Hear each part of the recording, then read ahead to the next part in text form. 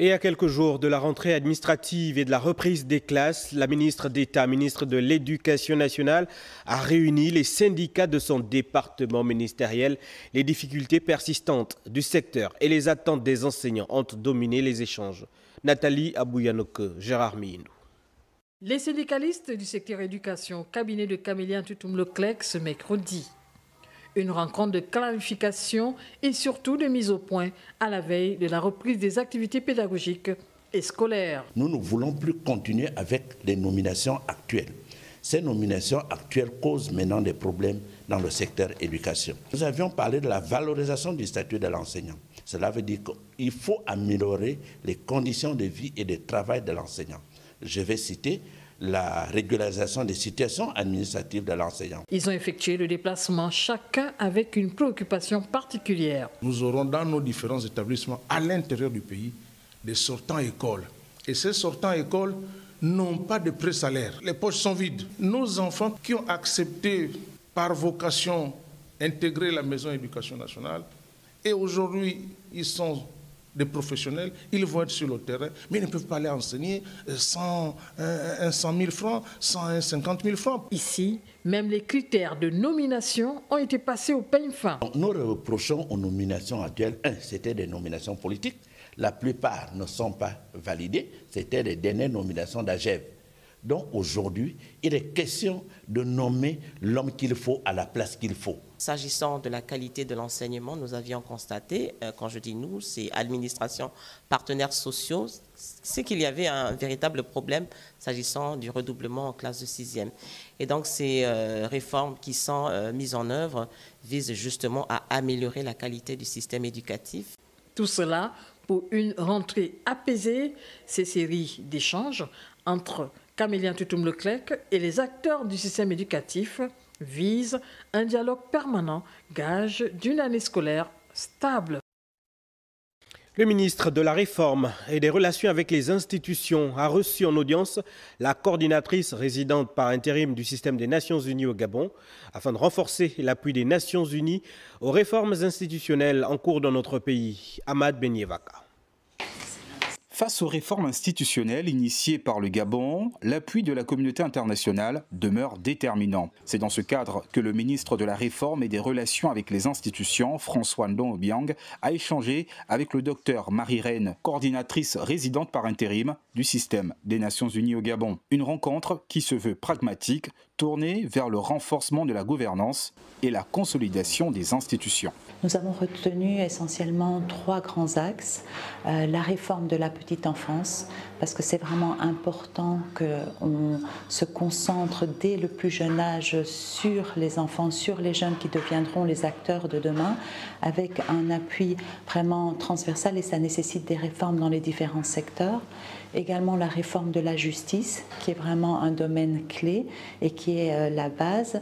Et le 3e axe, ce sont les formations dans tous les secteurs, également dans les réformes actuelles. La représentante onusienne a réaffirmé la disponibilité de l'organisation internationale à accompagner le pays dans ce chantier prioritaire. Parce que c'est important qu'on investisse dans le capital humain. Le ministre a insisté sur ce domaine et nous allons voir avec les différentes agences comment accompagner les formations diverses pour avoir les bonnes expertises, les bons profils pour bâtir le Gabon de demain. Au-delà des réformes, cette rencontre met en lumière une coopération renforcée entre le Gabon et les Nations Unies.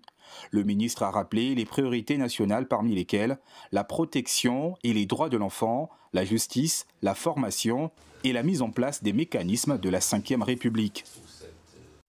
Le ministère du Travail a lancé un atelier de renforcement des capacités des inspecteurs et contrôleurs afin d'harmoniser les pratiques professionnelles et rendre plus efficaces les missions de contrôle en matière de législation du travail. Alpha Ndombi Moussavou, Jean de Dieu Momundou, les précisions. Ils sont en première ligne pour veiller au respect du Code du travail afin de consolider leurs compétences et de mieux répondre aux défis du monde professionnel. Les inspecteurs et contrôleurs du travail participent à un atelier de formation dédié à la révision de l'arsenal juridique et à la maîtrise de la législation en vigueur. L'atelier qui s'ouvre ce jour constitue pour notre département ministériel une opportunité précieuse, celle d'améliorer la qualité de nos prestations et de valoriser votre rôle fondamental, votre engagement et votre intégrité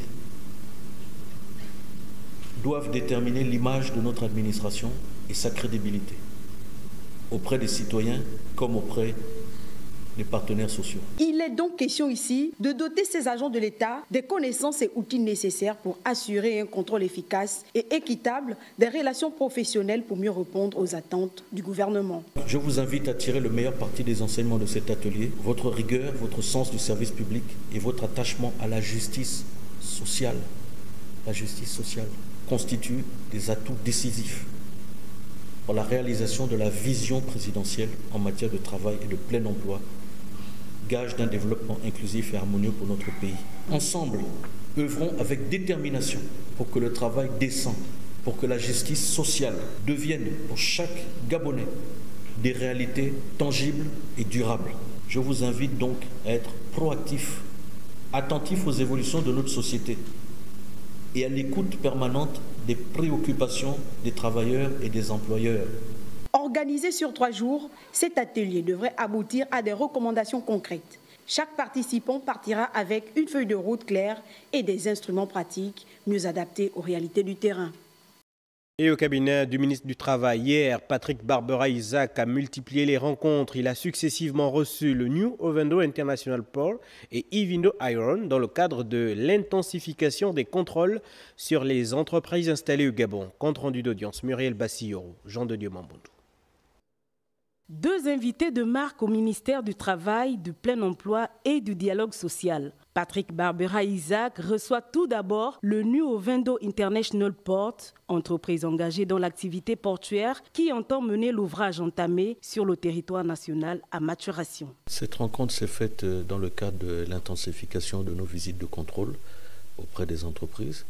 Donc nous avons ciblé un secteur particulier et une entreprise emblématique de ce secteur. Nous avons également vu le point sur les sociétés de mise à disposition. Et à ce sujet, ils auront également dans les jours prochains des propositions d'amélioration à nous faire. Les perspectives sur le court terme, c'est de travailler inlassablement avec les autorités ministérielles, continuer effectivement à développer le port et donner plus d'opportunités d'emploi pour nos activités et rester pérennes sur l'échiquier économique du pays. Le tour est ensuite revenu à Ivindo Iron, qui pour sa part est venu faire le point sur l'avancement du projet Belinga. Nous avons parlé des études en cours, notamment les études sur les aspects environnementaux, sur les aspects sociaux. Nous avons également abordé la question des emplois pour faire à Monsieur le ministre un point sur le niveau des emplois à l'heure actuelle, que ce soit en direct ou à travers nos sous-traitants. Au cours de ces 2 rencontres, le ministre de tutelle s'est particulièrement montré regardant sur le respect des accords collectifs régis entre la partie gabonaise et chacune de ces 2 entreprises. Notamment auréolé lors des Jeux scolaires africains. La délégation des Pantéros a été honorée ce jour par les autorités, encadreurs, athlètes et dirigeants, dont le président du Comité national olympique ont été reçus par le ministre de la Jeunesse et des Sports pour saluer leur performance et leur engagement. Taviani, Willan, Maele, Adeline Abemondo. 9 médailles à la première édition des Jeux africains scolaires tenus à Alger. Les ambassadeurs sportifs du Gabon sont reçus par la ministre de la Jeunesse et des Sports qui salue les performances. Le président intègre la jeunesse dans sa vision. Ce sont nos remplaçants de demain, donc nous les encourageons. Qu'ils aient hissé très haut les couleurs du Gabon. Nous sommes très fiers d'eux. Une matinée de fierté aux côtés de ces jeunes athlètes qui démontrent tout le potentiel de la jeunesse gabonaise et confirment les efforts enregistrés dans le cadre du sport-études. Sur le tatami, je ne vais pas vous mentir, j'ai eu un grand stress.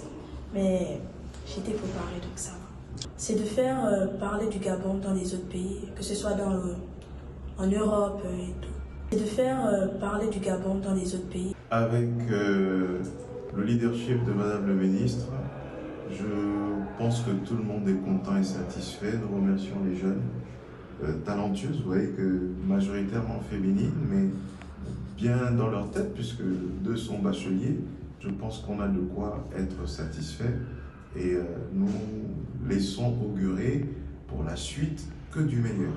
Fédérer la jeunesse autour des valeurs olympiques constitue un moteur essentiel pour le développement du mouvement sportif à l'échelle nationale. Les Jeux de la jeunesse devraient permettre de promouvoir davantage la pratique de l'ensemble des disciplines sportives et de renforcer leur rayonnement.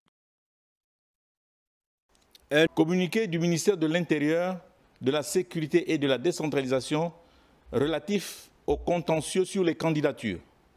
Le ministre de l'Intérieur, de la Sécurité et de la Décentralisation, président de la Commission nationale d'organisation et de coordination des élections et du référendum CNOSER, rappelle aux personnes ayant déposé leur déclaration de candidature pour les élections législatives et locales du 27 septembre prochain et qui ne figurent pas parmi les candidats retenus dans la liste qui a été publiée, qu'ils disposent d'un délai de 72 heures à compter de la dite publication pour introduire le recours devant la Cour constitutionnelle pour les candidatures à l'élection des députés et devant les tribunaux administratifs du ressort pour les candidatures à l'élection des membres des conseils départementaux et des conseils municipaux, conformément aux dispositions des articles 87, 202 et 349 de la loi organique numéro 001/2025 du 19 janvier 2025 portant Code électoral en République gabonaise. À toutes fins utiles, la publication des listes pour l'élection des membres des conseils départementaux et municipaux sera faite ce jeudi 21 août 2025.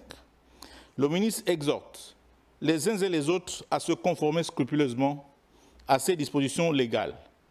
Fait à Libreville, le 20 août 2025, le ministre de l'Intérieur, de la Sécurité et de la Décentralisation, président de la CNOSER, Herman Imongo. Je vous remercie.